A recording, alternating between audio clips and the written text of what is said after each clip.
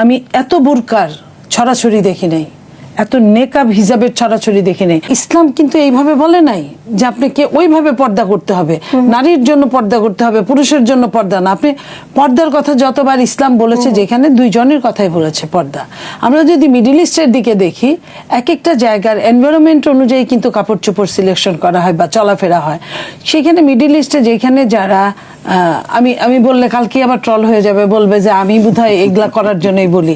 হ্যাঁ, ওখানে আপনার পুরুষরাও মাথায় ওই যে একটা আলাদা স্কার্ফ পরে, তার উপরে একটা রশির মতো দিয়ে পেঁচায় যাতে উড়ে না যায়, যেহেতু ওইখানে লু হাওয়া বয়।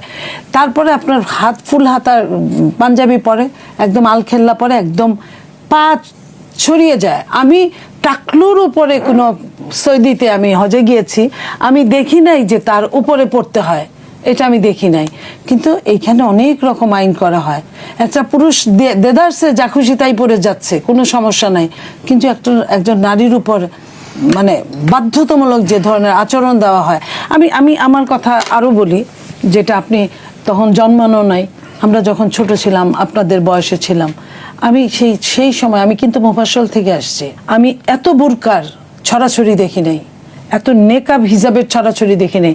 আমি আমার গ্রামে মোস্তফা ভাই দেখেছি, রিক্সা দিয়ে যে এক বাড়ি থেকে আরেক বাড়ি নারীরা যেত, রিক্সাটাকেই কাপড় দিয়ে একটা পরা শাড়ি দিয়েই পেঁচিয়ে দেওয়া হতো, ওর ভিতরে নারীরা যেত এবং অন্দর মহলে নারীরা নারীদের মতোই থাকতো।